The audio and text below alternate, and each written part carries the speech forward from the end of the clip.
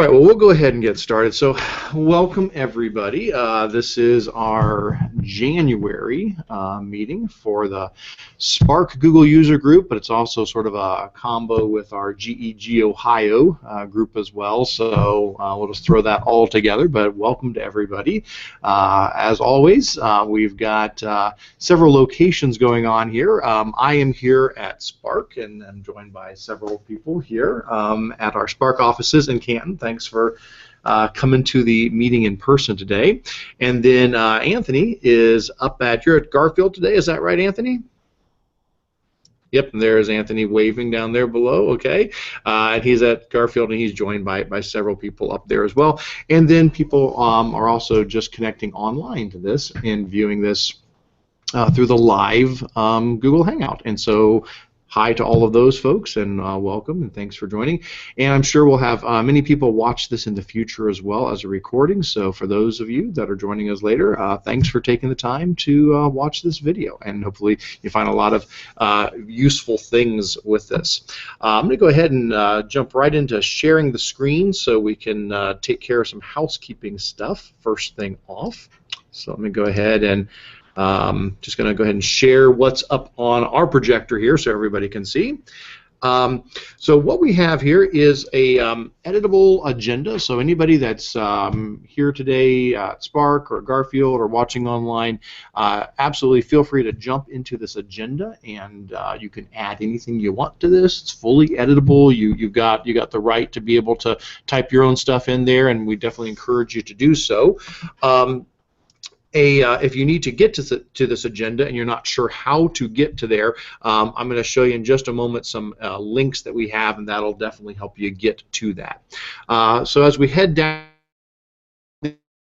real quick, there is a link to a survey in here. One of our topics today is we're going to be talking about a new Twitter chat that has just started. It's been going on for 2 months now, but it's a Twitter chat specifically about Google Apps for Education, and the hashtag for it is GAFEchat. For Google Apps for Education chat, and it kind of brought up the question to me of, well, how do you pronounce that? You know, if I'm going to actually be talking about it here today, we're going to have Kelly Fitzgerald on. She's the one who has pioneered this new Twitter chat. She's going to be joining us later and talking about that.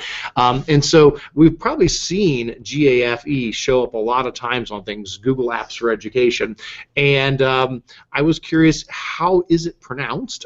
I don't know that I've ever actually heard an official answer to this, so I went ahead and threw together this quick survey, and we've had over 100 responses to this already, so we've got lots of great input from people, and we'll find out the answer here later on, or at least we'll find out the results. I don't know if it's really the answer, but the question is, how do you pronounce Google Apps for Education, the acronym?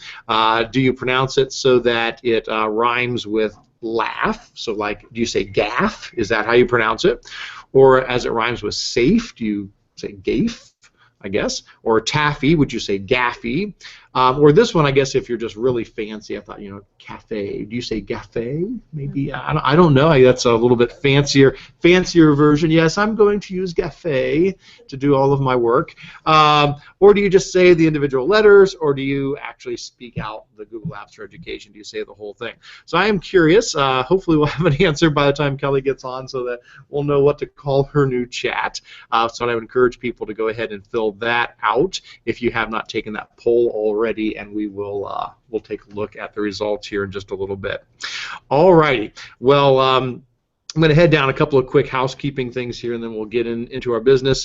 As always, welcome. Again, my name's Eric, and then you saw Anthony up at Garfield. We're both from Spark. We're technology integrationists here at Spark, and one of the things we get to do is Google stuff, and so this is a culmination of some of the things we do with Google Apps for Education. Try to have a monthly meeting where we talk about what's new in Google and talk about some neat resources and try to hopefully help you get good resources to bring back to your school districts to share with everybody else there. Going to hit a couple quick important links here, and this will also answer that question about getting into the agenda if you have not yet gotten into there. We have lots of links here, but the one I want to start with, just to make sure everybody can get into this, is our Google resource site, because that's where you can go to be able to get to the agenda.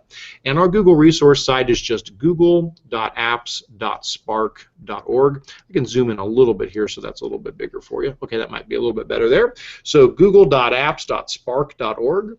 If you go to that website, that's where you're going to find all of the stuff for this meeting. So on google.apps.spark.org, we have loads of resources, and right here in the middle you'll see Google User Group Meetings. It'll be the second big link down there. And that will bring you to the page where we have information about our user group meetings, but then we have a schedule for the year with all the links you need. So for example, here's today's, January 23rd, and right here under the agenda column is the Google Doc link for our agenda today. So if you click on that, that will get you into this editable agenda that we're working with. This is also where you can get to the live video link, and then in the future you'll be able to use this to watch the YouTube video. So if you need to see the recorded videos on any of these. So that's one of the links I definitely wanted to draw to your attention. In addition to that, though, a couple other ones I want to highlight. You can get contact hours for attending the meetings. And so we do have a sign-in form. The very first link under important links is the sign-in form. If you give that a click and open that up, you'll see it allows you to choose the date of your meeting, which should just be today's date. I try to update this each time. And then how did you attend the meeting, at Spark, at Garfield, or online, and then you can throw in some more information. If you submit that, that will show that you attended the meeting, and I will send you a PDF certificate, probably for 2 hours. Usually we try to keep this within 2 hours. Other than that, a couple of important links that I do want to mention real quick. We do have a community site for both the Spark Google user group, and we have one also for GEG-Ohio. GEG-Ohio is the Ohio-wide Google Educator group, and so both of these are Google Plus communities. Here's the one for Spark, and here is the one for GEG-Ohio. If you have not plugged into those communities, I would definitely encourage you to do so. It's a great place to stay up to date on things, ask questions, share resources as well. And I think the last thing I'll say, I'm trying to cut this section down a little bit shorter because I think sometimes you know, you already know this information, so I don't want to bore you with it. But this is new, so I will mention the one new thing. We did launch a newsletter. So there is a link here to our Spark Lines newsletter, and that's out on our tech integration site. Basically, the idea was, you know, sometimes you might forget to go to the site, and you know, maybe you just don't check up on things for a while because life gets busy. And you may say, well, I don't want to miss something. I want to know, you know, is there an upcoming webinar? Is there a meeting? Is there something I should be aware of? And so if you sign up for the Spark Lines newsletter, you'll get an email from us probably twice a month. We're not going to be sending them out all the time, probably just middle of the month and first of the month. And it'll give you upcoming webinars, upcoming meetings, links to recorded webinars, other events that might be beneficial to you, just trying to use that as another way to get information out to you. So I would certainly encourage you to sign up for the Spark Lines newsletter if you have not done so, just to stay in the loop on things. All right, good deal.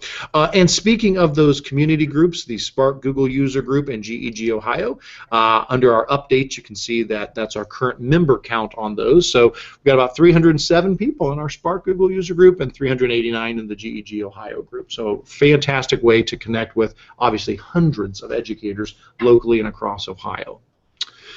All right, let me pause there for a second. Anthony, anything else update related before we get into our upcoming events? I don't want to skip over anything. Anything we need to mention?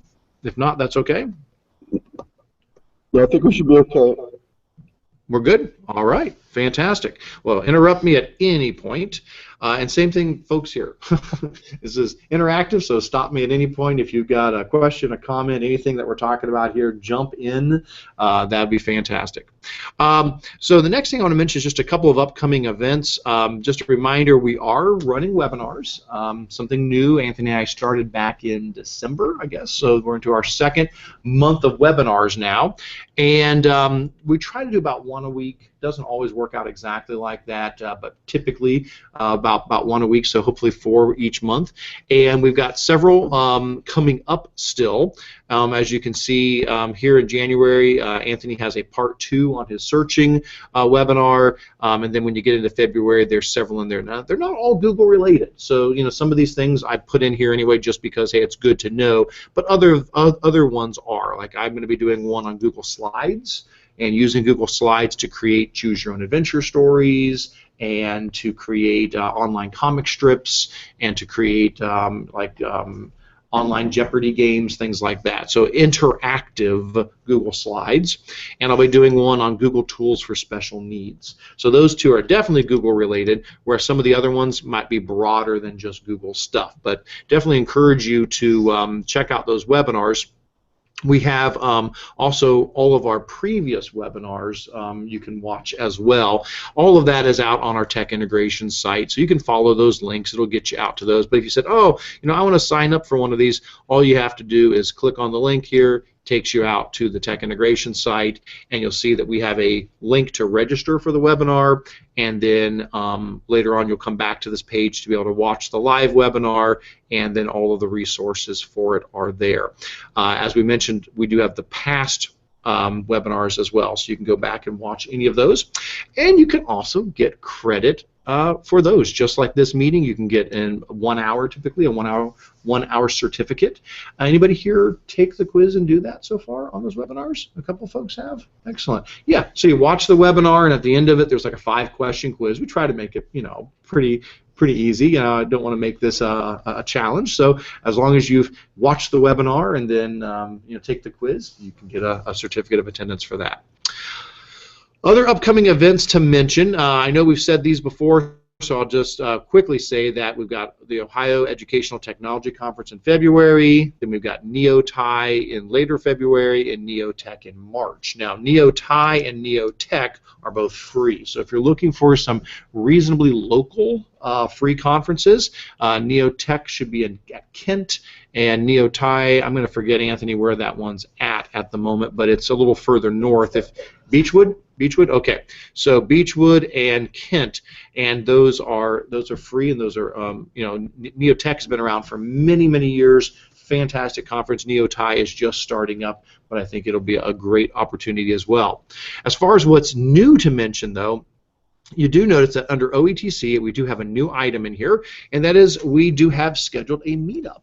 And so on February 11th, which I believe would be Wednesday of the conference, that's when they run sort of an unconference along with the regular conference. If you guys have been to OETC, this is what they call OETCx. It's the sort of, side conference that goes on inside of the conference. And it's a little bit more unconventional. We get to do some more creative things with it rather than just the traditional sessions you might see at a conference.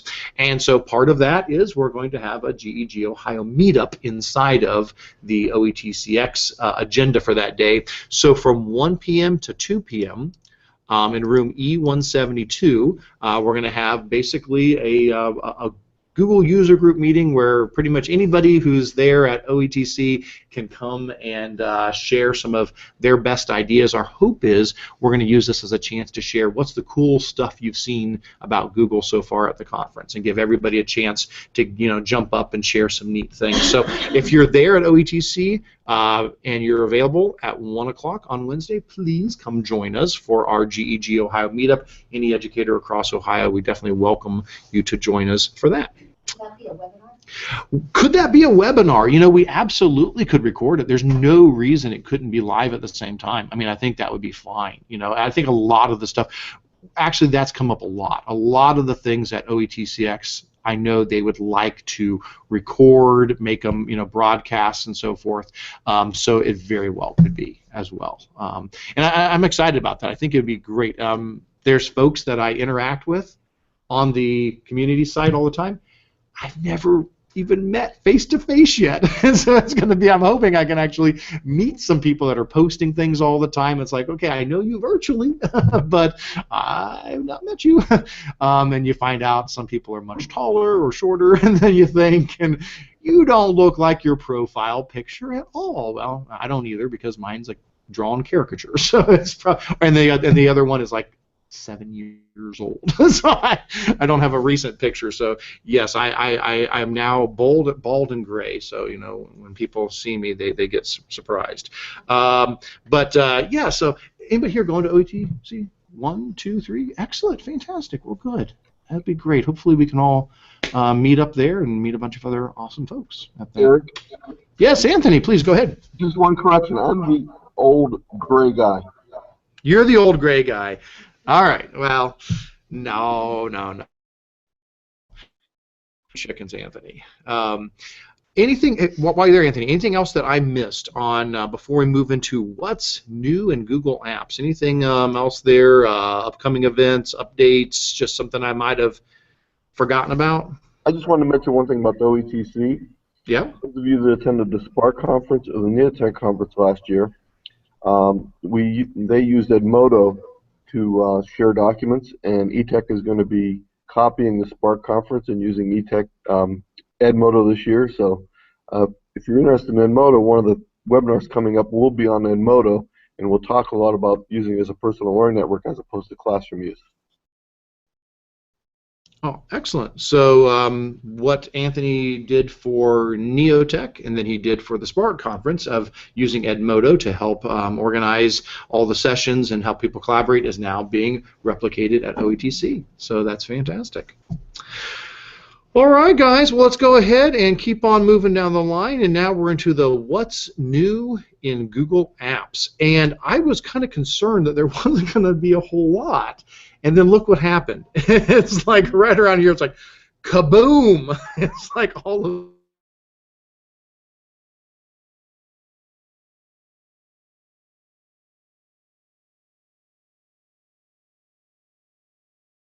going on. They were real quiet. So if there's anything I missed, you guys chime in. And as I go through these, if you've experimented with any of these new features, please speak up. I don't want this just to be me talking the whole time. I'd love to hear your experience with any of these new things. And don't forget, after the what's new in Google Apps, we will get into Q&A and show and tell. Oh, somebody is saying the video hangout is coming up in safety mode and is blocked. I don't know what that means. You have to go to your own YouTube account and like turn it off. Oh, so yeah. Safety mode is something that is specific to your YouTube account. If you're seeing that, you might have to go into your settings and make an adjustment. So does that mean Google has flagged me as unsafe? Because I had to turn it off on mine. I had to go to my YouTube and like scroll all the way down to the bottom, and there's a safety button, and it's either you can make it on or off. All right. Well, let's take a quick look at that, because if somebody's having a difficult time with this in the future, maybe they can watch the video later, and then this can help them. So you're saying if I go to YouTube and I scroll all the way down to the bottom, there's an option there for safety, and I've got mine off at the moment, but if somebody had it on, that could possibly be preventing them from viewing the live hangout. Thank you very much.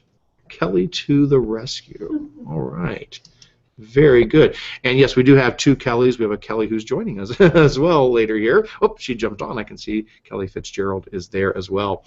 All right. Well, thank you. But the point is, after we get through all of this stuff, we do have a section for Q&A and show and tell. So if you do have any questions, please throw them in there. If you've got anything you would like to share, please throw that in the show and tell as well. And I'm sorry that the safety mode issue came up for some folks there. All right, so what is new in Google Apps? Let's start heading down through this list. Some of these we'll just hit really quick, and some I'm actually going to take a little time and we'll play around with. First thing, this is not new in the sense that Google has allowed you to talk to your computer. I think we've already demonstrated that many times in our meetings, where you can say, "Okay, Google," and it hears you, and then you can give a voice command. You can ask it to do a search or so forth. Works also on your Android devices as well. Well, this is a very small little update, but Chromebooks are going to soon have the option to have this on all the time. Now, as it is right now, you have to go to a Google search page for it to work. So if you go to the Google search page and you say, "Okay, Google," then it will go ahead and launch into the voice search mode. Well, there's going to be an option to turn this on like permanently. So even if you're not on the Google search page, as long as the Chromebook is on, if it's just on wherever and you're logged into it, you can just say, "Okay, Google," and the Chromebook will hear you, and you can just start asking it questions. So we're getting closer to Star Trek, where you would say, "Computer?" Well, we're getting closer and closer to that reality where you'll just be able to talk out loud to it, and the Chromebook will hear you and run the search for you automatically. So that is currently in just the developer channel. So right now, if you don't have your Chromebooks in the developer channel, you're not going to be seeing that, but it will be rolling out eventually to the stable channel as well for that. So just heads up, that's kind of fun. Next up, again, pretty small little thing here, but Google has added some new search cards, and again, I don't really know what to call these. I guess search cards is the right word for it, but they've added word origin and then synonym and antonym. That shows up a little bit later here, but we can do them all together. And what I mean by search cards is, and I'm sure you guys are familiar with this idea, that if you go over to Google and if you run a search, certain things, Google will try to give you the answer above the search results, you know. So, I mean, there's very many examples that you're probably familiar with, but like if I put in something like sublime definition, if I just said, "What does sublime mean?"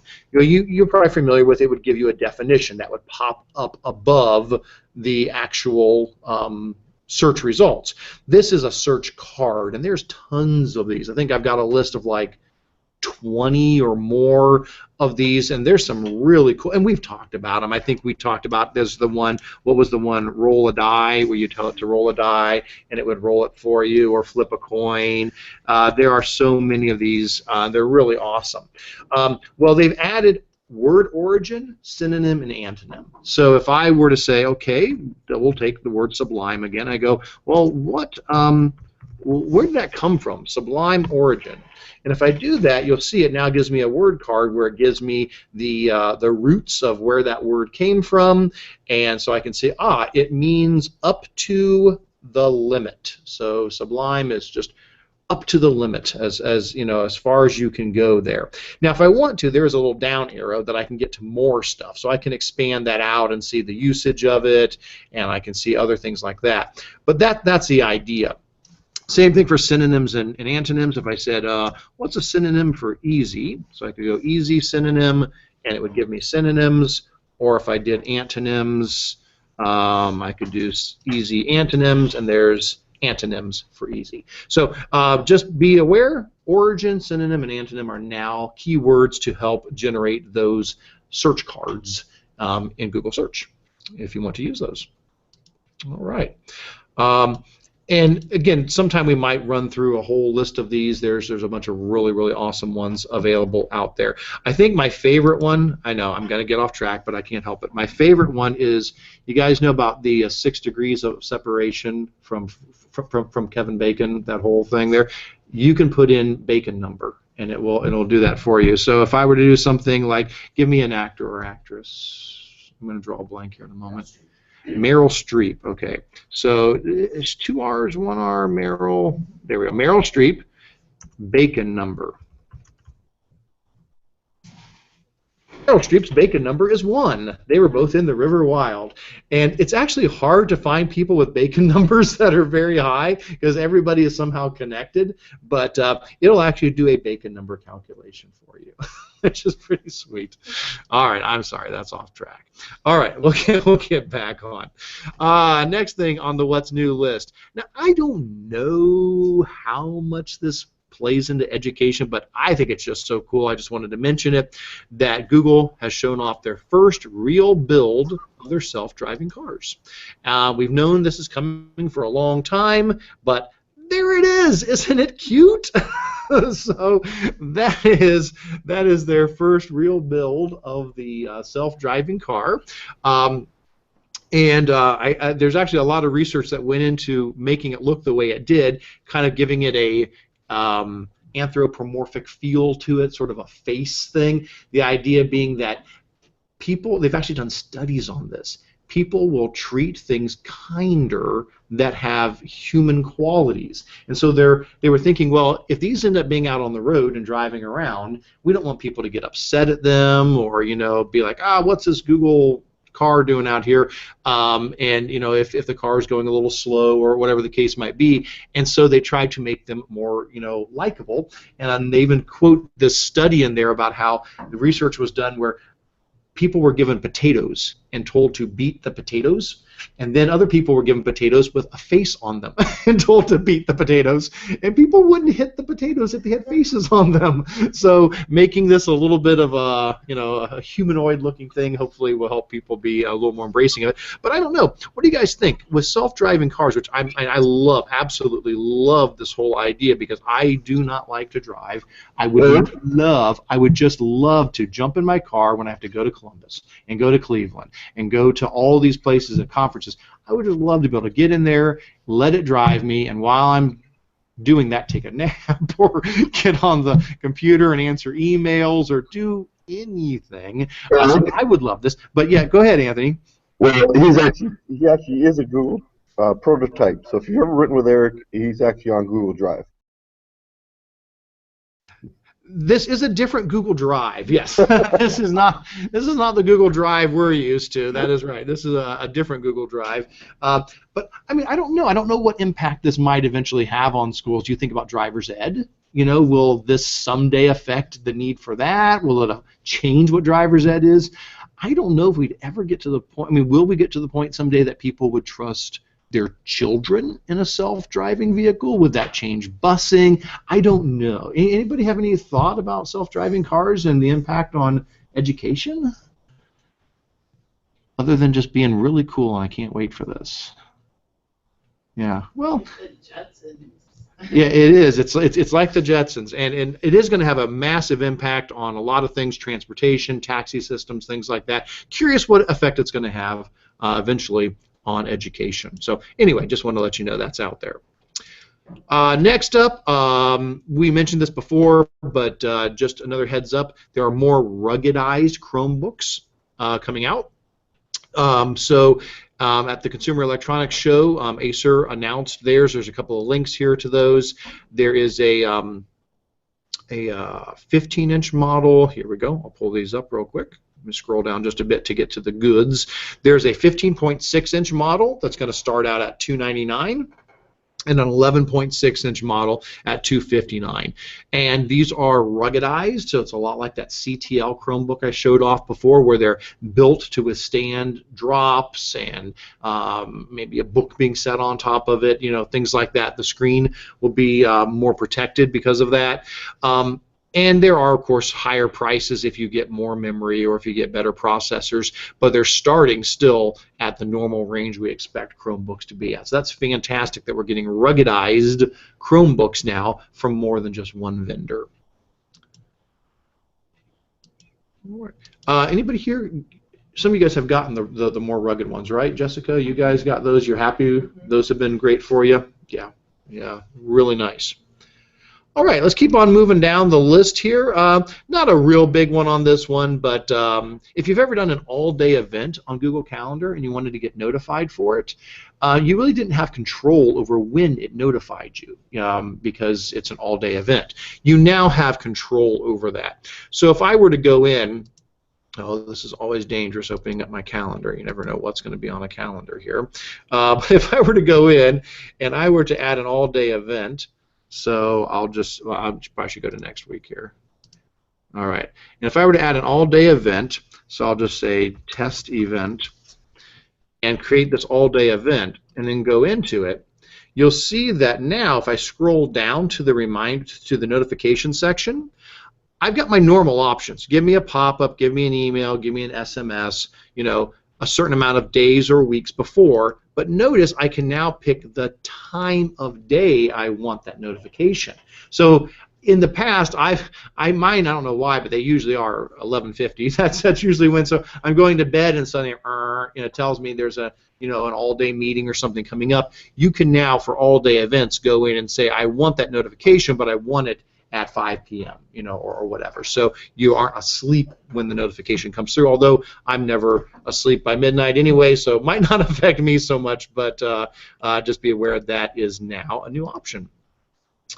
The next one we'll hit really quick, Google Cast.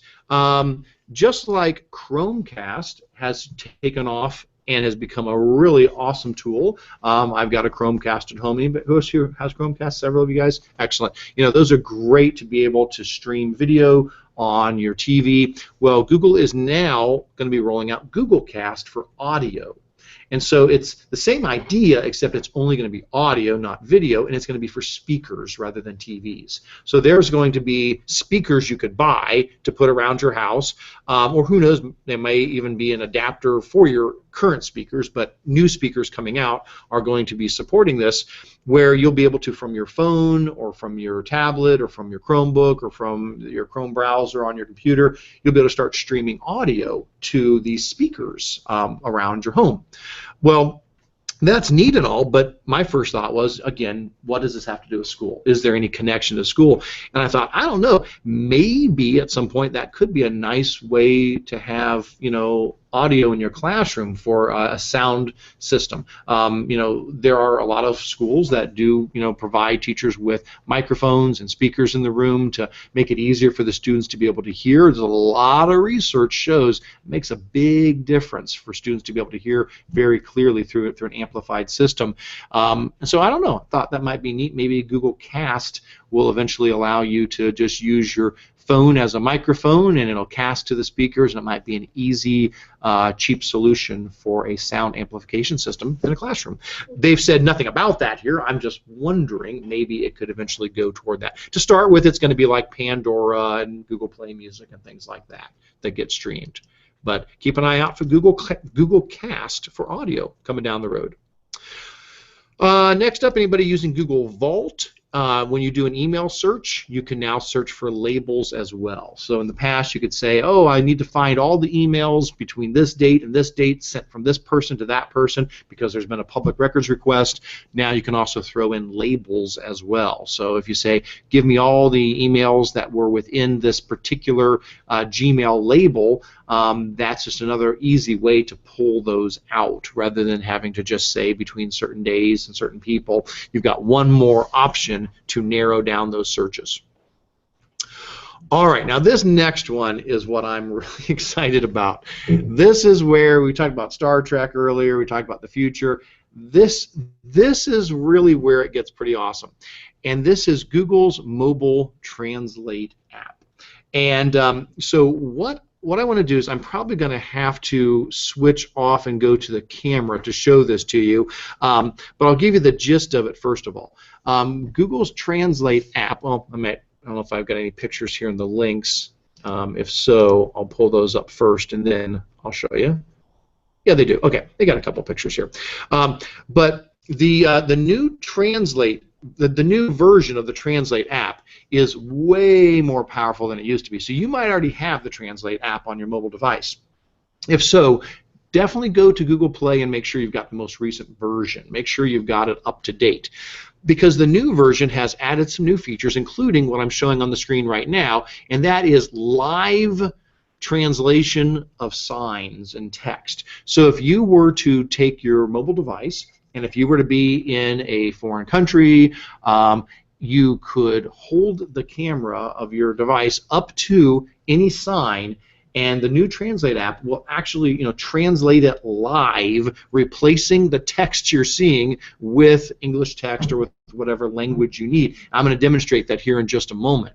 So that's something that's really cool about it. The next thing that's really neat about it is it also has the ability to much easier translate between two people that are talking. In the past, if you wanted to speak into it, you could talk into the app and you could speak in your language and then have it translate into another language, and it would then play that other language. Then the person you're talking to could do the reverse, but you had to keep clicking buttons on it to tell it which language you were going from and to. Well, they've updated it now to have a much smarter tool in there where if you go to the live voice translation, it'll just listen for words and try to figure out what language it is and do that translation for you without having to continually hit the button on there. So I'm going to try to demonstrate this, and we'll see how well we do. I can't guarantee how well this will work, but we're going to try it. And actually, I think I'm going to need to switch over to my mobile camera. Let me see if I can change cameras here real quick. There we go. We're now on the mobile camera because I think I'm going to need to be able to demonstrate some things here. All right, so here we go. I'm going to grab my phone and let me see if I can do this on my phone here. All right, give this just a second to come up. All righty. And it looks like it's reversing. No, it's reversing it on my image, but hopefully it's not reversing it for everybody else. Anthony, Kelly, anybody on the other end? Is the text correct? It is good. Okay, so I'm just seeing the reverse on mine. Okay, that's fine. Just want to make sure. All right. Well, actually, I'm going to start over here, and then I'll end up moving over to there. All right. So if I go ahead and find my Translate app, so here's my Translate app. Make sure it's not focusing very well here. Let me adjust my focus here. There we go. That might be better. So here's my Translate app. If I go into my Translate app, this is the new app, and you can see that I've got a couple buttons here that I can use to decide how I want to do the translation. There's the. Oh, let me pull it over to the other screen too. Sorry, guys. Now we can see it both places. But again, I think it's reversed on the projector. So. Sorry about that for the folks that are in here, but you can see I've got the camera, and then that's to take pictures and to translate the live images. I've got the microphone, that's to translate as I'm talking back and forth to somebody, and then it's got the drawing tool so that I can actually write things out. Let me see real quick. I want to check if I can change. Sorry about this, guys. I want to see if I can mirror my screen here. I think I should be able to, but now I'm drawing a blank about where I mirror that at. Oh, I found it! Hey, how about that? Local video is now mirrored. Very good. All right. That should be better. All right. Very good. So back to the app. Hey, very good. Now it looks good. Okay, so how does this work? Well, let's start with a couple simple examples, and then we'll move up to the fancier ones. So let's say I want to start with the voice translation. So what I want to do is I want to pick the languages that I'm going back and forth between. So, for example, maybe I want to go between English and Spanish to start with. So if I click on this little microphone guy here, hello. Oops. Hello. Hola. And it took it just a little bit there, but you see it translated hello to hola, and then said that. Now, I don't know, is there anybody here who can speak a foreign language? Anybody in the audience? Even a little bit? Just a few phrases. Okay. My wife was doing this really well last night. She can speak a little German and some Spanish and a few other things, and she was actually doing a really, really good job. She even said konnichiwa in Japanese, and it picked it up for her as well. I have a lot of trouble going the other direction because I think my pronunciation is really bad on a lot of those things, but I used to speak French, so if not speak, I took French in school. So that's about all I know is a little bit of French. So if I were to go in and say, let's do French to English, I'll try. We'll see if it can pick up any of my stuff here. C'est la vie. That's life. I'll turn that off. Very good. Also, it did work. Okay. Now, let's just pause there for a second. Obviously, a lot of what people think about this is a great way if you're visiting a foreign country, talking to somebody who speaks a different language. You could use this to do some on-the-spot translation, which is fantastic. What about a school setting? Think for a moment, how could we use an app like this right away with world languages in our schools? Anything come to mind? Well, if you have ESL kids, it'd be great. Certainly. So this would be fantastic for ESL kids as another option to allow translation to occur for better communication with students with ESL. What else? If you're doing pen pals or something. Mm-hmm. Absolutely. So pen pals trying to communicate with somebody from a different culture. How about having students practice their pronunciation in foreign languages, just like I was doing there?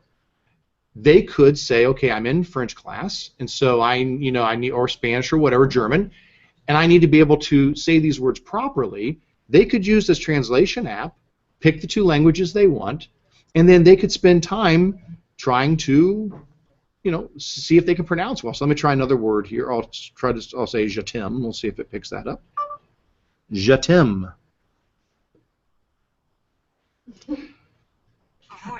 Nope, it did not get that.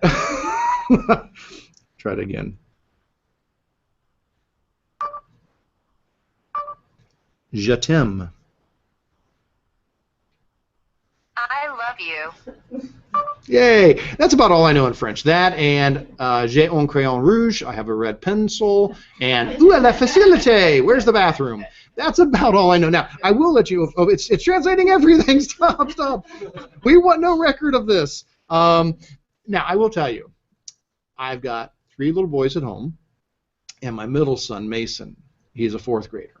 I showed him this last night. He was obsessed with it.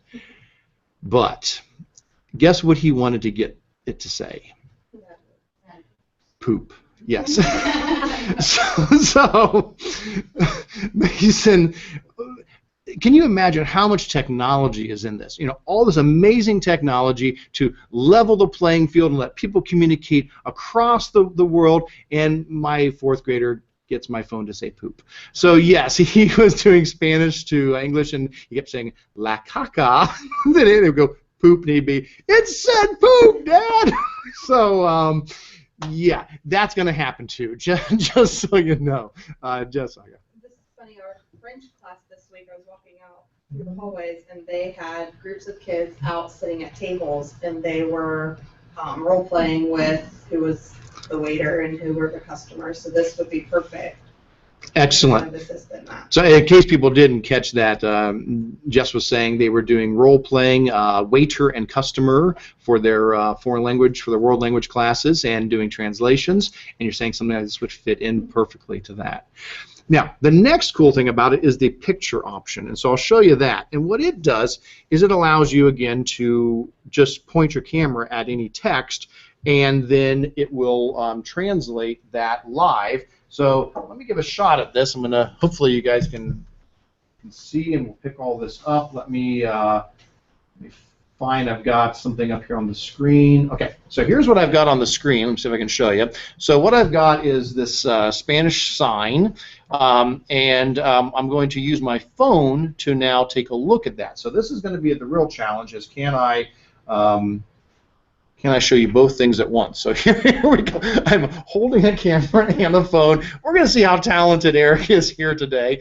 And so what I'm going to do is I'm going to click on the camera icon here. And once I click on the camera icon, it's saying point this at there. So remember, that's what it really looks like. Okay. So let's follow this over now, and let's see how it does. And oops, I'm not on English. I'm on French still. Sorry, guys. Oh. See, I already goofed it up. Hold on. It's looking for French. This is Spanish. I'm very sorry. Let me fix that. There we go. Okay, so now we're doing Spanish. Spanish to English. So there it is. And let's see if it figures it out. And look at that. Attention, men working up is what it's saying. And that is live. I mean, it picks the same color, the same font, and it translates it live while you're looking at it. So I just think that is so awesome. What an incredible tool that we now have available for translation. And so it's just so neat to see where technology is taking us, trying to break down these boundaries between folks all around the world to be able to communicate and collaborate in ways we never could before. Any Hitchhiker's Guide to the Galaxy fans out there? this makes me think of the Babelfish. So it's not quite a fish yet to stick in our ear, but we're getting there. Anthony, yes, please, go ahead. Can we try to cross the Hangout? Can you try to cross the Hangout? Oh, you wanna speak and have me translate? Have this translated? I can try. Russian to English. You're gonna try Russian to English. Okay, give me a second. Let me find Russian on here. There are a lot of languages. Okay, I've got Russian to English, and so I'm going to go ahead and I'll turn on the microphone, and you're going to speak Russian? Okay. I'm going to try. Hang on just a sec. All right, go ahead. Я люблю тебя. Oh, I don't think I got it over to the speaker quick enough. Let me try one more time. Я люблю тебя. Okay, try again. Я люблю тебя. Mine translated as one more time, but I think that's what Eric said. I think I had it going the other direction, so hold on a sec. Let me clear that out. Okay, go again, Anthony. Я люблю тебя.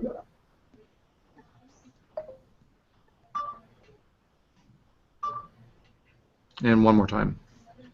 Я люблю тебя.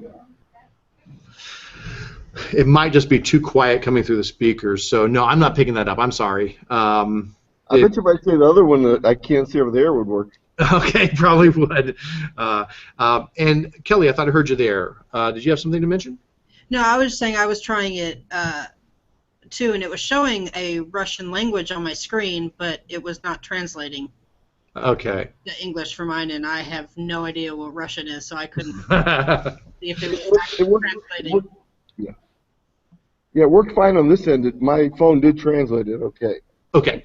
Yeah, I just wasn't picking it up well through the speaker, so probably better face-to-face, or I just need to adjust my settings a bit more. But all right. Well, let me head back over to the screen share here. We got just a few more things. So let's jump back over to that. All right. So what else is new? Real quick, we'll mention that Chrome Remote Desktop has been updated for iOS as well. If you're not familiar with Chrome Remote Desktop, just want to let you know this has been around for quite a while. It's not anything new. Chrome Remote Desktop is an app that allows you to connect to another computer from the computer that you're on. Well, now it's not just computers. You can also do this from your phone, from your tablet, so Android, iOS, and I can show you real quick just the gist of how it works. Let me drag over a tab here. So, for example, if I go to my apps and I go to Chrome Remote Desktop, you'll see that I have this installed and my laptop, and I can then, from any device, connect to my home computer or my laptop. So from my tablet, from my cell phone, or from another computer. So like from here, if I wanted to, I could click on my home computer, and I could put in my code. Remember that, right? And it should bring up my home computer, which might be a little hard to see because I got two monitors and they're real high resolution, but there they are. And so what you should be seeing is two screens. If I come up here, though, I can change my options. So I could, for example, tell it not to shrink it down to fit, and then I'd be able to actually see the screens, you know, better. This is just my browser there. But the point is, that's my home computer right there, and so I can go in and I can make it go full screen if I wanted to, and I could use my home computer from laptop, or I could be on a Chromebook and I could connect to a Mac or a Windows computer, or I could be on my phone or my tablet and I could connect to those devices. So just be aware, this is not a new thing. It's been around for a long time. The new thing is iOS now got the app. So now from an iPhone, an iPad, you can do it just like you've been able to from Android phones, Android tablets, and you know, Macs, PCs, Chromebooks. So just another nice option to connect remotely to a computer if you need to. This is an amazing This is an amazing tool. I use it every day. Every day. Okay. Tell us about that. Well, I have this little Chromebook right here that I use in my classroom, and I will remote into my computer in my room, which is displaying the smart board and all that, and I can walk around the room and control what's going on the smart board with this. And my husband and I just bought a Chromebook for our house, just for personal use. We have a desktop at home. It's kind of like our home-based computer, but we decided to go with a Chromebook knowing that we could remote into the PC at home and do anything that a PC can do with our Chromebook. So if you're hesitant about buying a Chromebook because it can't do some things a Mac can do or some things a PC can do, if you can remote into one of those machines, it's awesome. I can be at home and I can remote into my computer at work and pull up all my files and do everything I need to do. I installed it on my dad's computer. He lives in Toledo, so I can provide him with tech support whenever I need to. So it's an awesome tool. I use it all the time. Oh, that is excellent. Thank you very much for sharing that. And you're right. Those are great practical examples of how that can be useful, and it does answer some of those things. People say, well, a Chromebook can't do X, Y, Z. Now, Chromebooks can do a lot more than they used to be able to do, but yeah, they don't run Java. They don't run Silverlight. They don't there's things they don't run. No problem. You've got a really good example there. If you do have a Windows or a Mac computer somewhere, you could remote desktop into it when you need to be able to access those features and functions. So I love how you talk about using it in the school setting, accessing the smart board and so forth. Anthony.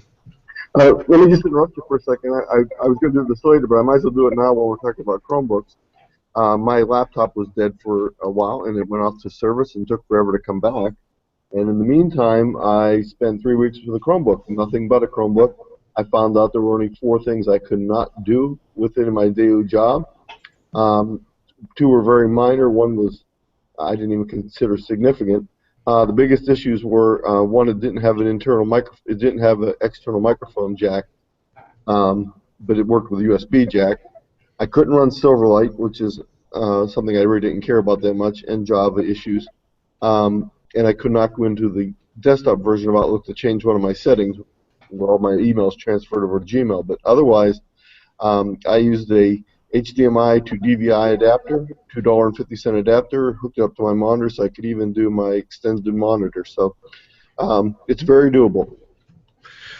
Yeah, so Anthony has been having a frustrating month with his computer and tech support at what's the company? I'm not saying anything bad about him, but who's it through? Asus or Acer?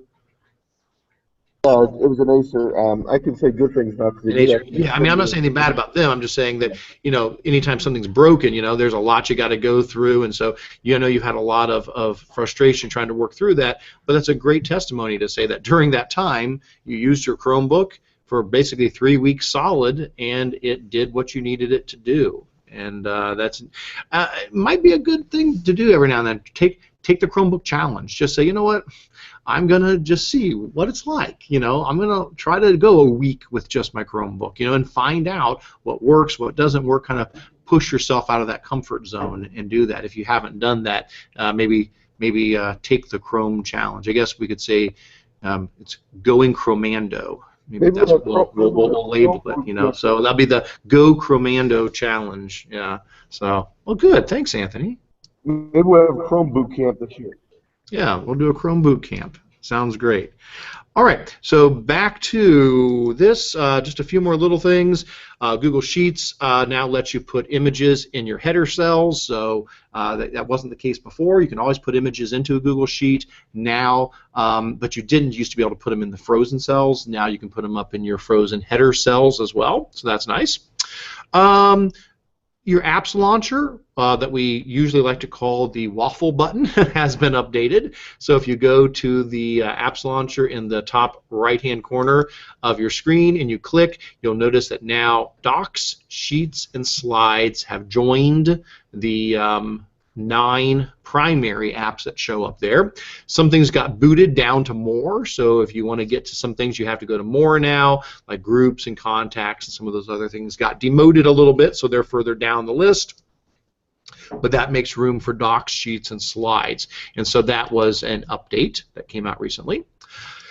Now here's something that may not affect a lot of you guys, but it's worth mentioning because it's going to be a little bit of a change. The account switcher in Chrome. Now, if you do not have multiple accounts, this won't affect you, but many folks have a personal Gmail account, and then they have a school Google Apps account. Now, you might have another one too, but you very likely could have two accounts. That's very common. And Chrome has always allowed you to create multiple users. You could always go into your settings, and once you go into your settings, you can scroll down to the people section, and you can come down and click Add Person, and you can add a new user. And when you do that, what it has done in the past is it would create in the top left-hand corner a little avatar icon up there that you could go to, and then you could go down through and pick which profile you wanted to jump over to. And what was nice about that was you didn't have to sign in and sign out or worry about having two accounts in the same browser and not know which one you're accessing. You would actually have a completely separate copy of the Chrome browser where you could jump into your personal account, your work account, different accounts like that. Well, just heads up, that is being changed, and so they're not doing the little avatar guy up in the top left corner anymore. Instead, they're replacing it by, in the top right-hand corner, a little menu button up there that will say what account you're currently logged into, and if you click that button, it'll give you a pop-up screen. Let me see if I've got a picture. I've already turned it off on mine. That's why I can't show it to you. Let me see if they've got a picture in the article. They might. Yep, there we go. So what it looks like is this. In the top right-hand corner, it'll show you your name. If you click on that, it'll pop up a little box here where you can say, I want to switch person. And when you say switch person, it'll then bring up a screen where it shows you all your different accounts, and you can pick which account you want to switch to. Now, that makes a lot of sense. I totally get that. It's clean. It's nice. That's fine. Here's the problem. It only can fit 8 accounts on this switch user screen, and there's no arrows to move to another page. Now you may say, okay, seriously, who's going to have more than 8 profiles? Well, I have like 25 profiles because I have one for every school I help, because I need to be able to get in, I need to be able to assist them, do training, fix things if they're wrong. So I mean, you saw that when I clicked my little avatar guy. I mean, I've got tons and tons and tons of profiles. So this did not work for me. I was not able to get to my other profiles easily. So heads up, if that is an issue with you, or if you just don't like the new system, you can turn this off, and there's instructions in our links that we've got in there. Basically what you do is you go to the About Flags part of Chrome, so About:flags, and flags in this sense mean like switches that you turn on and off. And if you go to About:flags and you search for profile, you'll see it brings up the new profile management system, and right here where it says enable the new avatar menu, I made that become disabled, and so you can switch from default to disabled, and that will turn off the new avatar menu, so instead you'll get the old avatar menu up there. Now I'm not saying you need to do that, just letting you know that if that's a problem for you, there is an option to turn that off. And there's other ways around all this stuff, and you know, there's other ways to get to your profiles, but I like just being able to click up there real quick and do that, and this new one just was really not working for me the way I use Chrome. Anthony, yeah. I think you had a comment. Yes, tell them why you have 25 and not more. Why do I have 25? Because you can't have 26. Yeah, actually, 25 is the most Chrome seems to let you have. I hit that limit at one point. I tried to add another one, and it wouldn't let me add them, so I had to start thinning the herd. So, yeah, that's why I have 25.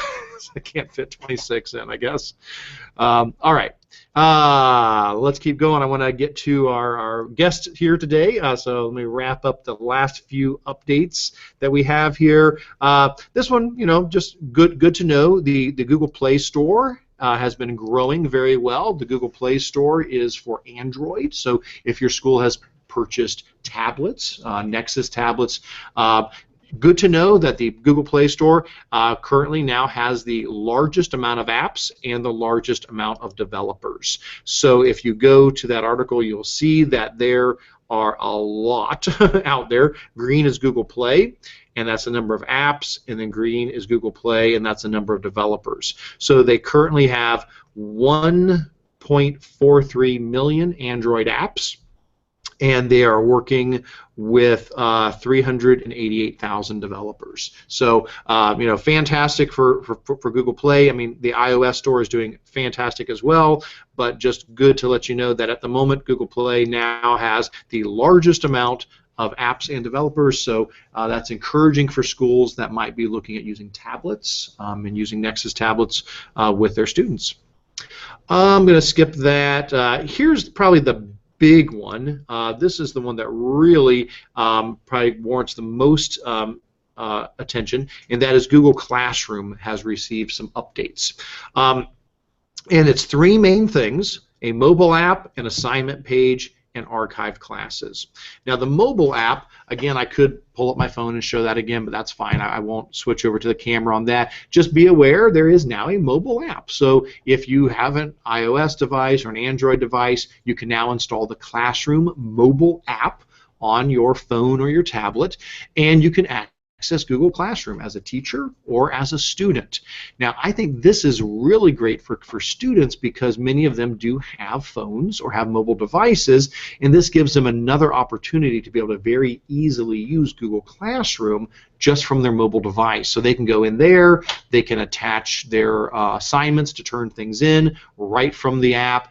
It allows them to take pictures and attach the pictures to their assignments as well. So if they needed to build a model or make a drawing or whatever, they could take a picture of it and attach that to be able to turn that in with their assignment.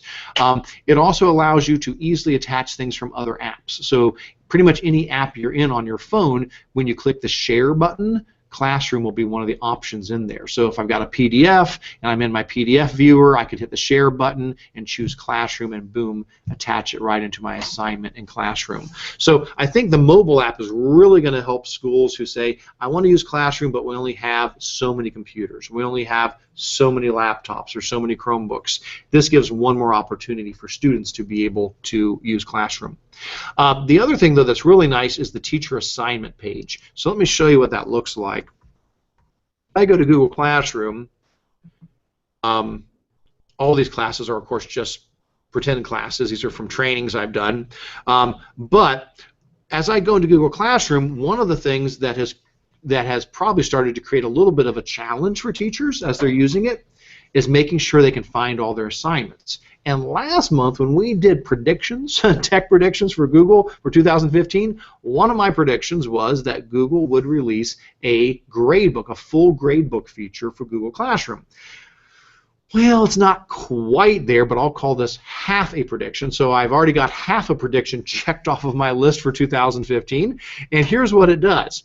If I were to go into any of my classes, normally my assignments, you know, would show up on my class page, but they're going to start getting pushed down over time because new things will get put in there. Well, now if I click in the top right, instead of picking a different class, I can just pick an assignments page. And what it does is it pulls together every assignment that is currently out there for all of my classes. Now I can narrow it down and say just show me assignments for a certain class or show me for all classes. But it shows me every single assignment, how many are done, how many are not done, and then as I work through these, I can go ahead and click these buttons over here and mark them as being reviewed. And if I mark them as being reviewed, it'll take them off of this tab and move them over to the reviewed tab. Basically, it's a way to keep track of, did I finish grading all these assignments? You know, is there anything still out that I need to grade? So making it a lot easier as you do more and more with Classroom to manage that. So I'm really glad that they did that. The last thing that you probably noticed was that you can now archive classes as well. So when the year is over, you'll be able to go in and click the little dots in the top right-hand corner of a class tile and choose Archive, and it will freeze that class. No more updates can be done to it, and it will archive that off for you so you don't have to have it clogging up your main screen. All right. Lots of new updates to the mobile apps for docs, sheets, and slides. Definitely take a look at that. That's nice. Final thing, spreadsheets. Anthony, I would feel bad if I didn't mention this since with your love of spreadsheets, but real quick, Google has now updated the ability to protect your sheets better than before. There has been for quite a while the ability to go in and freeze parts of the sheet so that people could not change certain parts. They could view parts and change others. Well, they've improved it, so it's a lot easier now. And I just wanted to show you real quick an example of what I mean by that. So this is a spreadsheet that I send out each year to our school districts for them to be able to put in their purchases for online curriculum. So if they're getting Florida Virtual Curriculum or they're getting Plato or GradPoint, this is a spreadsheet that I send out for people to be able to fill out what they want to buy for the new year. Well, the thing is, I don't want them changing anything except their district name, their enrollment, and how many licenses they want to purchase. I don't want them changing any of the other things on here. And so that's where spreadsheet protection comes in. And the idea is you can freeze everything except for certain cells, and basically it's easier than ever to do that. And the way it works, if I want to freeze an entire spreadsheet and then open up a few cells, is I can just go down to the tab at the bottom and click, and I can choose Protect Sheet. And when I do that, it opens up this screen here where I can put in a description, and I'll just say protected sheet. Doesn't really matter what I call it. I'll just give it a name just for right now. And then I can say protect the entire sheet except for certain cells. So now I can start going through and highlighting the cells they're allowed to change, but then they wouldn't be able to change other things. So I could say, okay, let's click here and say you're allowed to change that. And then let's click here. I won't do many of these. And let's say they're allowed to change those. And I'll just do one more. Let's click here and say they're allowed to change that. So the point is, I could go through and specify protect the entire sheet except the cells I mentioned, and then I could come in and click set permissions, and then I could decide who's allowed, to edit that. And I can go in and set custom permissions on who's allowed to go in and edit those.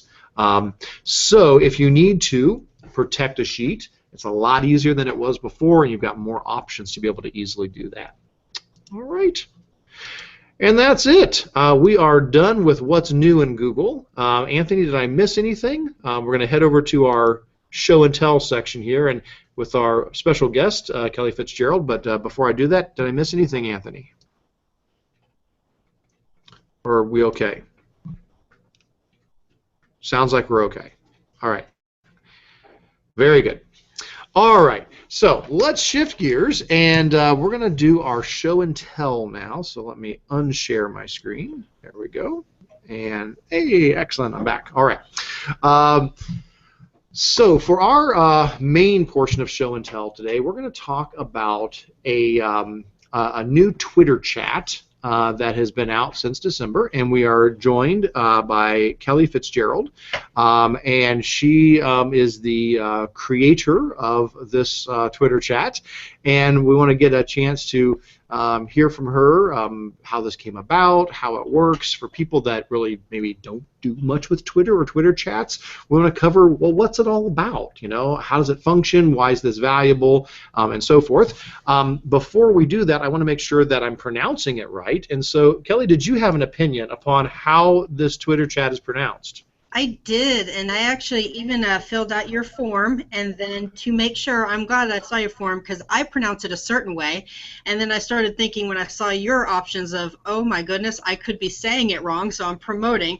So I actually contacted our Google rep to confirm, and so he told me the exact pronunciation that comes from Mountain View's Google. So I believe that according to all is planned that I know, sorry, someone's trying to come in the door right now. All that I know is it is GAF. Okay, so GAF as in laugh. like rhyming with laugh, gaff. Okay, Exactly. now that's good because I believe that's how the survey turned out. We're going to see here in just a moment. I'm going to pull it over. So you got that from Mountain View. You got that from Google themselves. From Google themselves. I got it from Kevin, who was just recently in Mountain View with him, and they were talking about it. And from what I understand with my conversation with him, it was more that they didn't really have a set pronunciation, but based on overwhelming of what they hear people, they have gone with gaff. Okay. Well, I'm going to go ahead and pull up that survey, and we're going to find out what people actually said. So I'm going to drag this on over to my other screen, and I will go ahead and share this again so that we can all see this, and we'll see how it turned out here. So here we go. So here is the survey. As you saw before, the live form just basically said, how do you pronounce this? Do you do gaff as in laugh? Or do you rhyme it with safe and say gafe? Or do you rhyme it with taffy and say gaffy? Or as we said earlier, are you very fancy and you say gaffé, like cafe? Or do you say the letters, or do you say the words all out? And let's look at our summary here. So show summary of responses, and we have 45 votes for 39% of the people. That's the highest amount, saying it rhymes with laugh. So gaff was our highest, but not far behind at 28%. We've got rhymes with safe, so gafe. 8% and 8% said gaffy and gaffé. And then 2% said the letters, and 12% just speak the words out. Google Apps for Education.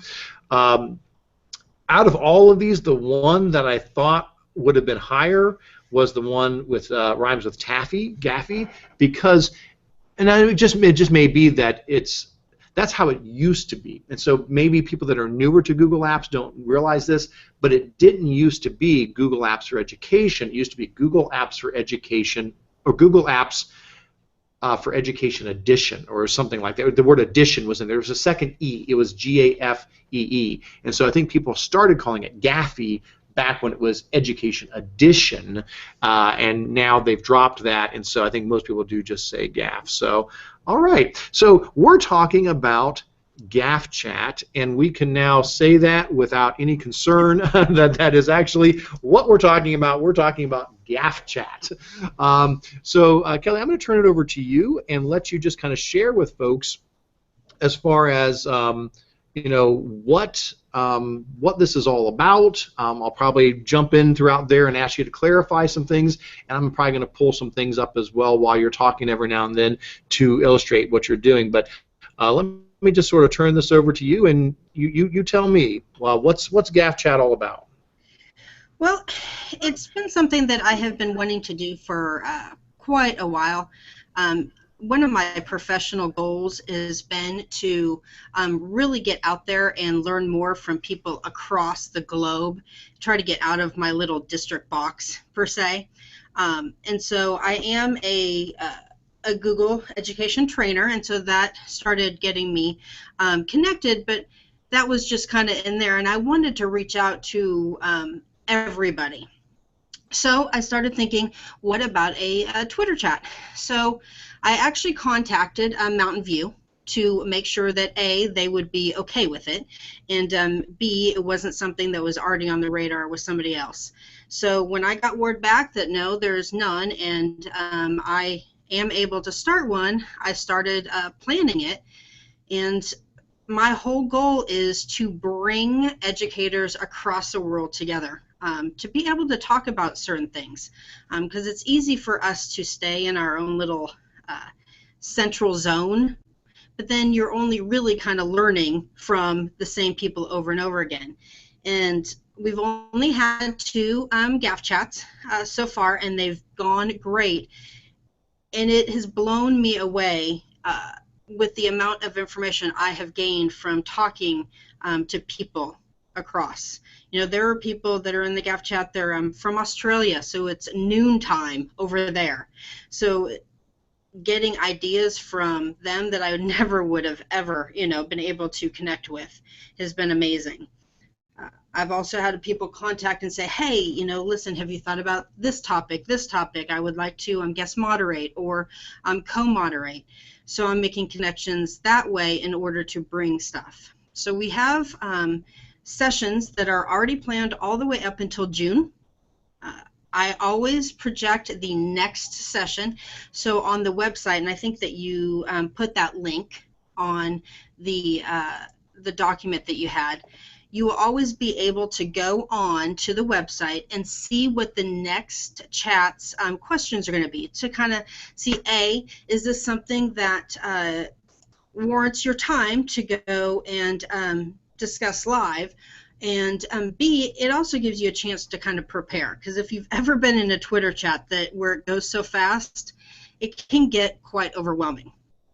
You get lost, and then you're trying to collect your thoughts and share things, and before you know it, you're 2 questions back, and you start to get frazzled. So this way I thought, always putting the questions out there can help those that are kind of like me, that want to stay on topic and be prepared. And then on the top part, there's different navigations that you can go through. There's the calendar, because it is the first and third Tuesday for right now. I'm not saying that it's not going to be every Tuesday in the future, but to start, I kind of wanted to see what response we would have from it. So the calendar just basically shows the dates right there. If you want reminders, I do have a tab up there that's reminders that you can sign up to get reminders, and I'm using Remind, the formerly Remind 101, to be able to send out texts, and I will send one out the day before to remind you, and then usually about 30 minutes prior to the chat, a text will go out saying, hey, drop everything, it's time to talk Google. So that is it in a nutshell. I can kind of go over some of the upcoming ones that we have. The next one we have is on the website with the questions, is the supporting the writing process through Google Apps, and that is going to be guest moderated from a teacher that is up in the northern area, and I'm wanting to say Minnesota. I'm sorry if I completely have that wrong. And her name is Katie Aquino, and hopefully I pronounced that correct. I've never met her. She contacted me. We have chatted several times. She's very passionate about using Google Apps in the writing process. So I said, of course, come on board. And then the upcoming ones that we have scheduled are integrating Google Forms, so kind of concentrating on that. We have a Google Plus as a social learning network. We have one that's coming up that is going to be a combined chat with the Texas librarian chat that happens to be at the same time ours is. And we're going to do a whole digital citizenship, so ways that you can use digital citizenship and have talking moments when you're using these online tools. We have one that's redefining the learning in a Google Apps class, using Google Apps to produce videos. We're going to do one that is Chrome extensions. I am a complete Chrome extension addict. I am 100% addicted and every day looking for new ones. It is kind of a problem for me because I have so many that I start to forget about ones. But we're going to talk about various Chrome extensions that students should be using in school to help them. And then we're going to do one with add-ons, effective integration, and so there's just a lot going on. That is it in a nutshell. If you have not been to one and you kind of want to see what discussion is going on, you can always go to the chat archives, which is the chat archives, which is on the website. There's a tab. Yeah, let me go ahead and pull that back up. Sorry, we had just a little bit of lag there. I'm sorry, we lost a little bit of what you said. So you were mentioning about the chat archives? Yes, sorry, chat archives. You're fine. Let me go ahead and put that back up there so people can see that. And I'll go over to the chat archives, and you can explain that to folks. So I will always archive the chat directly after it, and I've chosen to do it two different ways. One is the typical the entire chat through Storify. That's what I use, and so you can go on and you can see it from start to finish. And then if you've ever gone into an archive, you know, of a Twitter chat, there's kind of side conversations going on, and you can kind of get lost in what is happening based on certain questions. So what I decided to do is I did a question and answers separated out Storify. So on this document, when you pull it up, you can click the link under question 1 and it tells you what that question is, and then you can just see the responses for that particular question. So you don't have to go through the whole archive if you're only interested in one portion of it. So I've tried to make it easier for people. Oh, that's excellent. That's really, really nice. All right. Well, let's do this. That is a phenomenal overview. That's really, really good. But I'm going to actually back up just a little bit even before that, okay, in case there's some people that maybe have never really done a Twitter chat before, and I just want to give them the big overview picture. Now, if you've done a Twitter chat before, what's been mentioned here, you're good to go. For those that have never done it before, let me just give you a quick overview of what this is all about. So basically, if you've got, and we may be getting a little bit of feedback there, so Anthony or Kelly, you might need to mute your mic in between, otherwise I think we're getting a little bit of feedback. Thanks. So here's the general idea.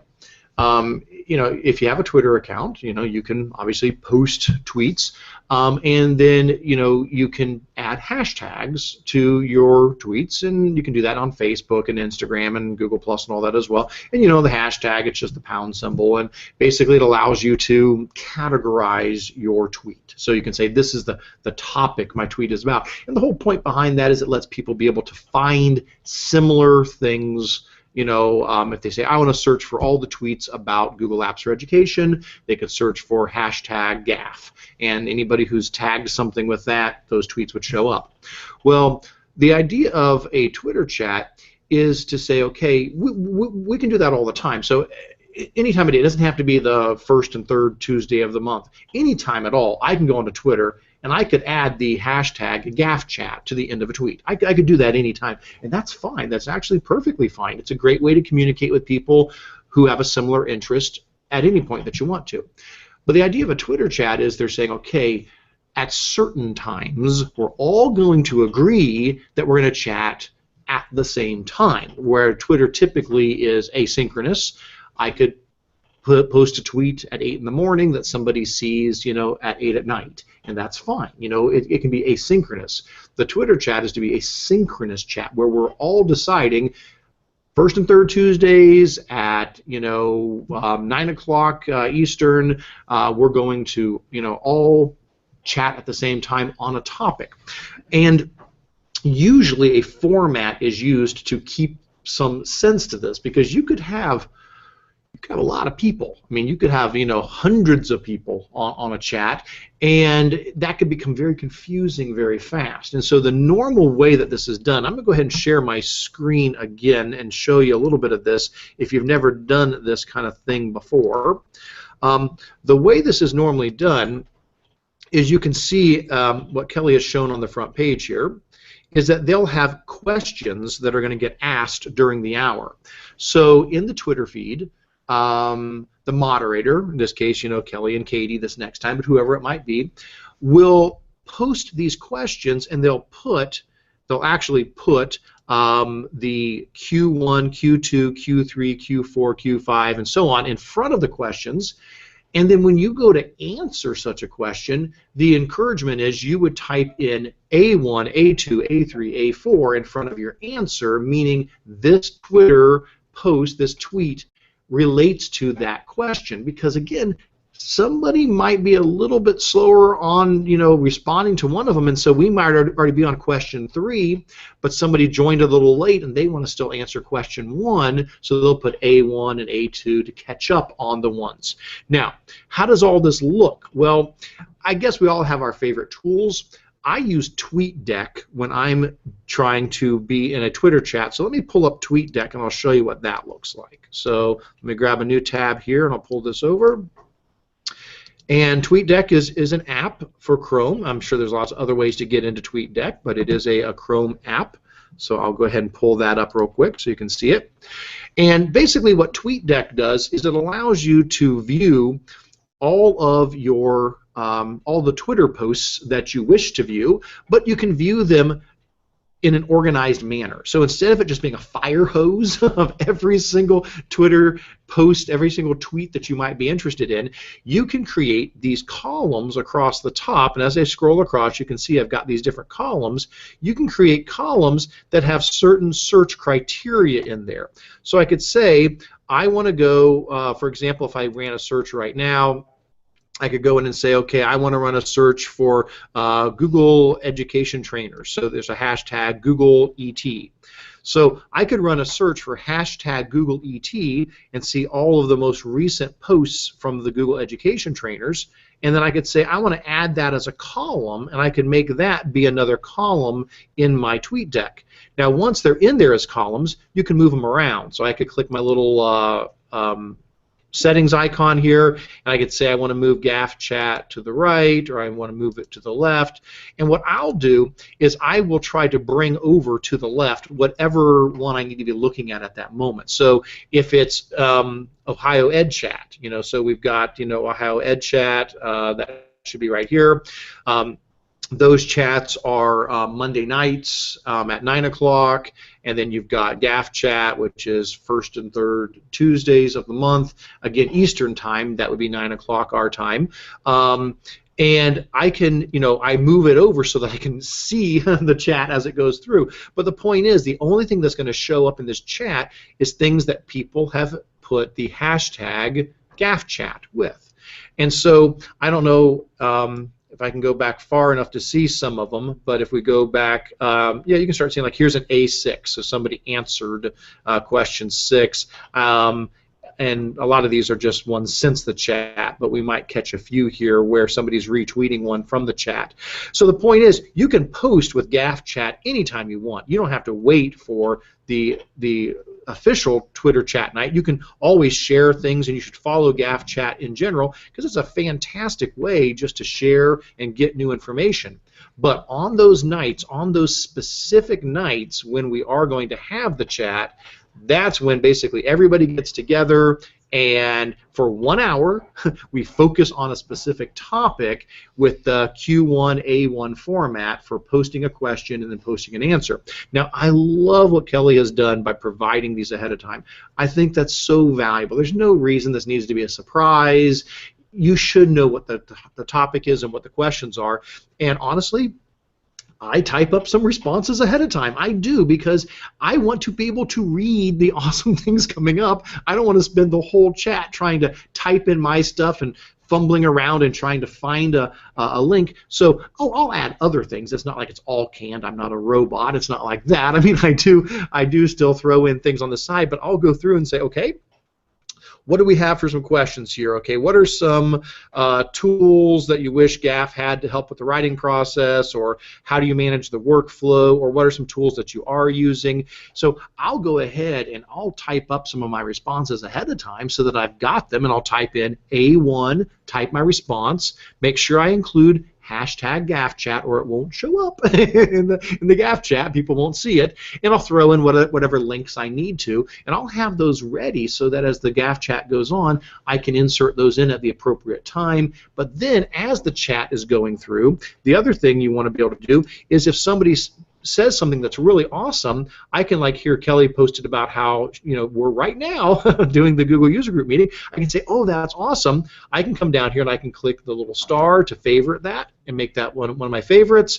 I can also come here and retweet this if I want to go ahead and retweet that out, and I'll retweet it as me. Whoops, there we go. Retweet it as me. And if I want to, I can also reply to the person if I want to write back to them. Okay, so all of that can be done right from there. Now it moves kind of fast. this becomes a blur as these things are flying down through there. And also, if people say really neat things, you'll want to follow them. So I can also click on Kelly, and I'm already following her. But if not, I could click on follow, and I could follow her as well. So as people say neat things like, "Oh, I want to follow that person," this is a great way to build up that personal learning network of awesome folks there. And then as Kelly mentioned, you can't catch everything, so that's what the chat archives are for. They record everything, so you can come back later and read through all of those. And I love the way that these are getting broken out by question. That just makes it so easy to be able to go back and see those. So I guess that's kind of the, take a step back, big picture of what a Twitter chat is. If you've never done one, jump on and at least just lurk the first time. Just kind of watch it go through and kind of get used to it. But then I would definitely encourage you to start favoriting tweets and following people, and then starting to participate. Introduce yourself, start answering a few questions. The fact that you know the questions ahead of time should encourage you to think through that stuff so you can provide some feedback in the chat as well. Let me pause there for a second. Folks in the room here, who's been in a Twitter chat? Jess, you have? Anybody else? What was your experience, Jess? I got lost very easily. Okay, your experience was you got lost very easily. Yeah, I would be answering question one and they'd be moving on, and I was like, I have really good stuff to say. Yeah. So I watched it, and then I'm getting better. Yeah, I'm still in the beginning stages. Yeah. So, and I am too. I mean, I've done them for a couple of years, but I would not consider myself an expert on that. Those are just some of the little tips that have helped me keep my sanity during a Twitter chat.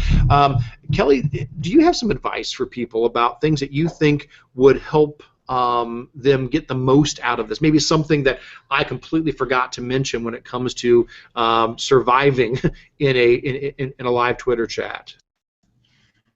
Well, I just recently learned a couple weeks ago of a tool, and I don't know how long it's been out there. It's called GEG-Chat. And looking at it, I am just like you. I use TweetDeck through mine, mainly because I like the fact that I can schedule the tweets ahead of time. So all the questions I schedule ahead of time so that I can actually participate. And to be honest, I actually schedule my answers too, so it allows me to participate in the discussion.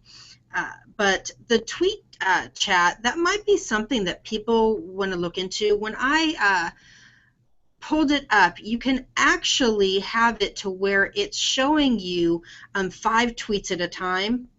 So it's not as overwhelming, and you have to click a button to pull those up.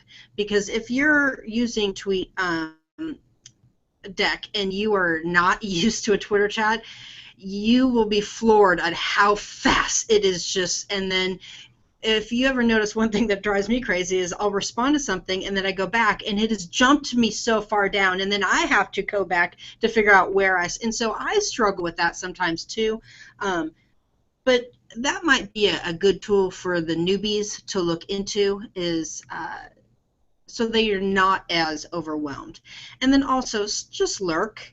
For the first few times, just like you said, I did the same thing. I got thrown into one Twitter chat. Actually, I haven't been in them for longer than a little more than a year, actually. And I got thrown into one, and I was participating, kind of got lost, and then I spent some time, and what I did is I would look at my home feed, and if someone was posting an A and then a number, I would actually click on that hashtag, add that column, and I might not have anything to contribute, but it got me to be familiar with the format. And so I would lurk in those chats until I finally got comfortable, and I was like, you know what? I'm throwing myself in, and here we go. But like you said, lurking is not a bad thing, but introduce yourself first. When they start off, tell them who you are, and you can actually say, hey, I'm just here to lurk, and that's fine, but it will actually still cause you to build those connections with people, and then you can favorite and retweet as you would like. You just don't have to write anything. But it can be overwhelming, you know, but try to find ones that move kind of slow and then build yourself up to a faster paced one. Our first GAFechat went so fast that I will be honest, I was overwhelmed too, and I was like, I can't keep up, and I had not scheduled my answers, so I'm not quite sure if I even answered my own questions through that. I finally was like, oh no, next one I am, and the next one was not as fast. There was fewer people at that one, but it was still a steady pace. So you never know. People have different schedules, who's going to be able to make it, who's not, but just jump in because the connections you make are awesome. So many good points there. You're absolutely right. With the speed that those things roll through, it really can be overwhelming. And you're right, the first GAFechat was a blur. I mean, it really was. So I'm so glad, again, that you archive things. I think that makes such a big difference. And you're right, you know, schedules will change and topics will change. Thankfully, this is on 1 hour before the flash on the CW, so it does not, for me, this is very important. So I'm able to, no, actually, no, you're after. Yeah, you're after. The flash is on 1 hour before you, so the flash is on at 8, and you're on at 9 Eastern. So it works out fine. If it not, I'm sorry. I may just not be able to be part of your GAFechat. If otherwise, my 3 boys and I must watch The Flash every Tuesday night. So, so if ever there's a conflict there, The Flash is going to win. But no. So you know those are great points, fantastic points that you mentioned there. I will throw out one other thing, because I love what you mentioned about how there's other Twitter chats than just that. So I just threw a link in the agenda for Cybraryman's list of educational Twitter chats. So I'll go ahead and screen share and show you that real quick. This is obviously not the only you know, Twitter chat out there. There's so many of them. So under the GAFechat section here, educational Twitter chat list, Cybraryman has a great page talking about, you know, how to take part or moderate, and then he's got a schedule here showing all kinds of educational Twitter chats from just about, you know, every topic in every state and every country around the world. So you can go through and see as those are coming up and maybe find some other ones that are appropriate for you, that fit your time and fit your content area. Like here's a gifted and talented chat, and you know, here's an educational leadership chat, an AP Lit chat. And if I go down, it's just going to keep going and going and going and going and going. So there are a very large amount of these out there. All right. Well, before we wrap that up, I'm trying to be sensitive to time here. We try to keep this at 2 hours. So before we wrap that up, Kelly, is there anything else while you're still in the spotlight that you would like to share, whether it's related to GAFechat, whether it's related to something else in Google Apps that caught your eye as we were going through things here? And then after that, we'll just do a little bit of show and tell. Anthony's got some things he's going to share. We'll see if anybody else has anything to share, but we will start wrapping things up. But anything else you'd like to share with us? No, I've actually really enjoyed, and you have taught me some valuable things. Like I didn't know the mobile translate had that camera feature now, and I can see that heavily used with students in school. So that is awesome. But no, I don't have anything else to say. Thank you so much for having me. And please don't say that I'm in the spotlight. I don't like to be. I'm not a spotlight person. So, but it's been awesome. Thank you. Well, thank you very much for taking some time to join us. Thank you for kicking off GAFechat. It's something that I think is going to be very valuable to all of us, and we really appreciate you heading that up, and hopefully we'll get lots more people jumping in, so it's even crazier as the tweets go through. We're just going to make it worse. We're just going to make it even crazier. So and hopefully we can get you on there moderating sometime. Oh, I'd be happy to. That'd be fantastic. Would be more than happy to do so. So feel free to hang out as long as you want here pop out of the Hangout whenever you need to. We're going to run for about 15 more minutes here as we wrap up a few more things. But again, thank you so very much. You're welcome. Thank you. All right, well, I'm going to go back to screen sharing and jump back over to the agenda and see what else we have left. No other questions came in, so that's okay. I just want to make sure we didn't miss that. And there's nothing else in show and tell other than this little item about a Chromebook trick. I did post this out to the Spark Google user group and the Google Educator group of Ohio, so you might have already seen this, but just wanted to mention there's a fun little trick there about resizing windows, and I might be able to show it for you real quick here. I've invited a different account into the Hangout here, and it has, here we go, I'm going to go in and share my screen on that account so we can see it. We'll do that, and let me see if that's working now. So I'm going to pull that one up, and hopefully everybody can see that. All right, so now what you should be seeing is the desktop screen for a Chromebook that I have just sitting over here to the side. And the little trick they were talking about with this is how normally when you are in a Chromebook, if you want, you can grab a window and you can drag it over to the side and sort of like dock it off over to the side there. And when you do that, then it fills up, part of the screen. It kind of, cuts it off there. But if you want, you can also then try to adjust it, make it different sizes. And you can do that, window by window. So I could grab one window and move it a little bit and grab the other and move it a little bit.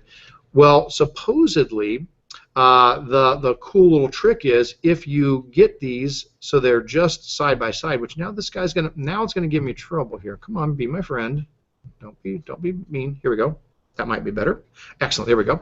So now if I get them side by side and I hover my mouse between them, instead of just grabbing one of them and resizing this one, then resizing that one, then resizing this one, then resizing that one, if I hover my mouse right above there and just let it sit for a moment, I should get, yep, I do get this little pop-up that shows a back and forth arrow there that if I click on, I can now resize both windows at the same time. So it kind of grabs the little boundary line between them, and I can resize both of them together. So nothing earth-shattering, but somebody came across that and said, hey, if you're having some window management difficulties and it's frustrating you that you can't get them just right and you need them side by side, just kind of drag the edges close enough that they touch each other, and then if you hover above that division line, you can adjust this now however you want between those. Okay? So I just wanted to let folks know that that did exist. All right. And we will go ahead and pop back over here. All right. Give me a second just to let that go here. All right. Excellent.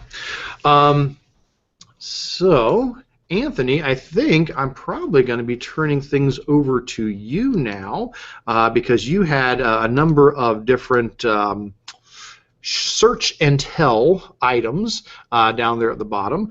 Looks like Ngram and some other search tools. So let me go ahead and I'm going to turn this over to you. Let us know what's going on.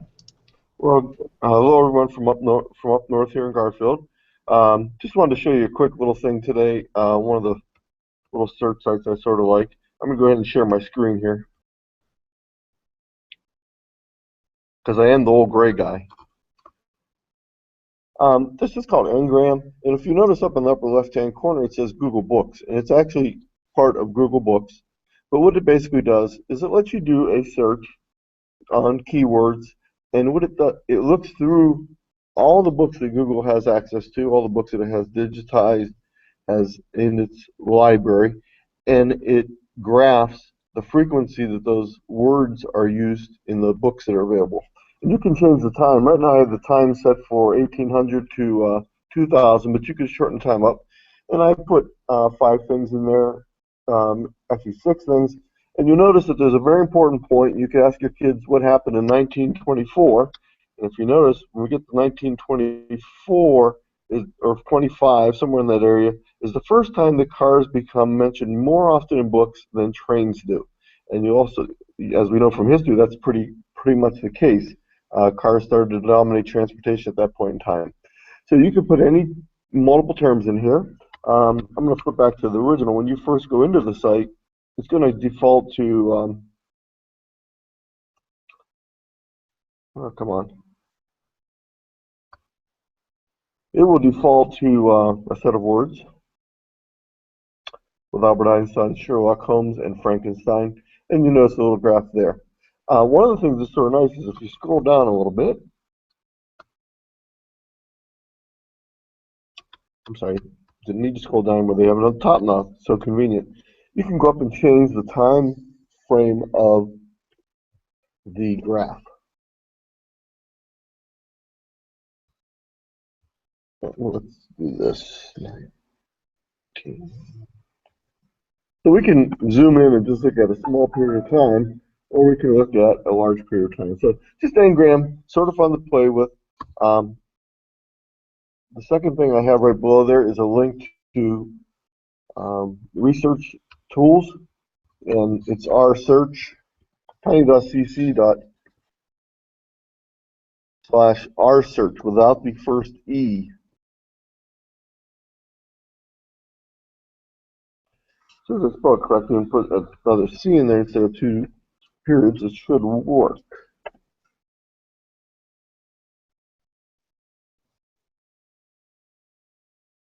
And rSearch is just one of the technology integration resource pages on the Spark site. And it's all about searching.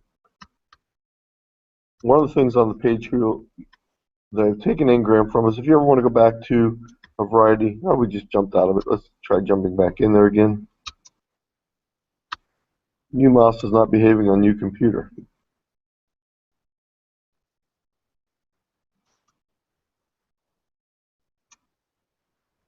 Okay, this is the searching page, and from the searching page you can scroll down a little bit, or a lot, if the mouse will let you.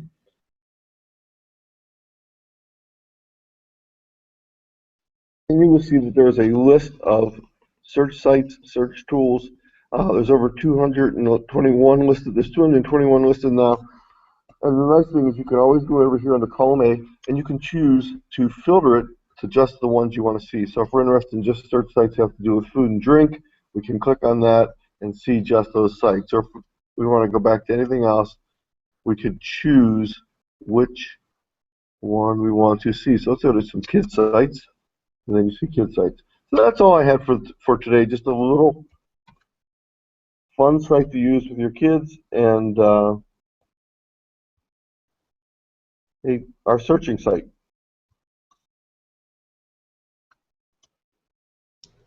All right. Well, screen share. Any questions? Yeah, that's awesome. Yeah, I think Ngram. I really like the Ngram site. I think a lot of people don't know about it. Was that new to anybody here today? Ngram? Yeah. I mean, it's one of those things where it's a tool. You have to think, how would I use it? You know, what would I do with Ngram? And it's one of those things where to ask a question and there's the data. You know, how have certain concepts, how have our treatment of them or our interest in them changed over time? And I think you really could ask some very interesting historical questions from that. Anthony, you were talking about trains versus cars, but you could pick just about any historical developments there, throw a few terms in there, and see over time how the mentioning of those words has changed in books, to see the public consciousness, how that has shifted over time. I think it could be a great tool for social studies teachers, for students to be able to get a better view that life did exist outside of the 12 years they've been alive. That there is this whole other history there, and they could get a much better understanding of how things have changed over that. So thank you for mentioning that, Anthony. It's a great tool. One last thing I want to mention, I don't have it up right now, so I can't bring it up, but I think it goes back to 1500. So you can go way back in time. So if you just want to look at like the 18th century, for example, you can do that. Yeah, because again, it's searching books, and books have been around for a long time, so we've got a lot of data to pull from there. Well, we're just about ready to wrap up, so I'm going to do a couple of things. I'd love to hear any other comments from anybody, either up at Garfield or here. But as I give everybody a last chance to sort of think through those things before we wrap all this up, I'll do one more final reminder of just some important information. So if you've joined us late, we have links to everything we've talked about here today, and the way to get to the agenda, the easiest way, is through our Spark Google resource site, which is google.apps.spark.org. So if you go to that, or you can go to our tech integration page, which is probably even easier to type in and a little bit faster, and that is ti.apps.spark.org, TI for tech integration, and you can jump to the Google page from there as well.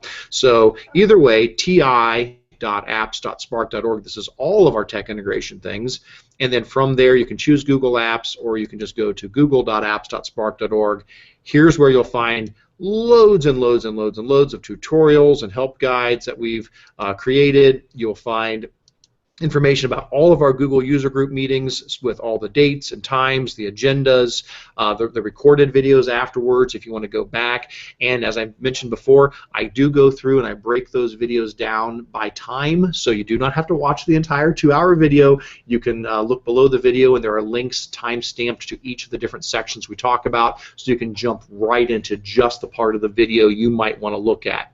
In addition to all of that, don't forget, on our tech integration page, we do have information about all of our upcoming and recorded webinars. So if you go to recorded trainings, you can watch webinars we've done in the past, and if you go to PD schedule, you can see all of our upcoming webinars, and those are available for you to watch live or watch later in the future. And other than that, I would just encourage you to please consider joining our community sites. We've got our GEG-Ohio community, and we've got our Spark Google user group community as well, and both of those are very active communities with lots of great folks, so another way to connect and share and learn from other people.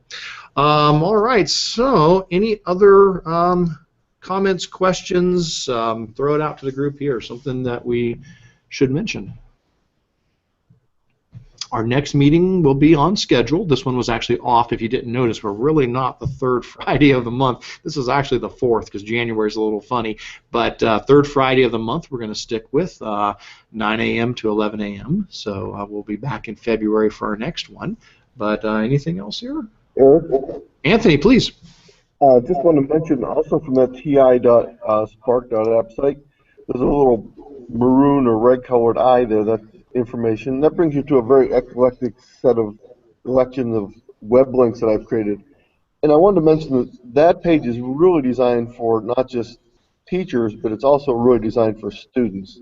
And also, in addition, the webinars we're doing make excellent teaching tools that you could break down to maybe 3 sessions and do over a period of time and do with your students. So we want to make sure that you're just aware that all these tools are very helpful for students, in addition to being helpful for all of us as a tech community. Well, the last thing I'm going to say as we wrap up again is a big thanks to Kelly for being on here with us today, and I want to make sure people realize that is really what we'd love to have happen. We don't want this to be the Eric and Anthony show. We don't want to just talk for 2 hours. We definitely want to hear from more and more people. So we had Kelly Fitzgerald on. We had Kelly Calderon in person here, giving us lots of great feedback, and Jess has shared as well in the past. I'm really hoping that more and more and more we can get folks to jump on live with us from all over the place, as well as share while you're here. So I just want to encourage everybody again, please think about things you're doing with Google Apps that you would like to share with the group, and I would love, love, love to have other people jump up here and jump on the camera and share some things as well in the future. So that's your challenge for February. Please think of something awesome you would like to share, because we do want to get more involvement outside of just the two of us. But other than that, thanks so much to everybody, and we'll see a lot of you at OETC, and hopefully you can be there for the GEG-Ohio meetup on Wednesday at 1 o'clock. So, all right. Drive safe, Anthony. Thanks again, Kelly, so much for being with us. All right. Take care, everybody.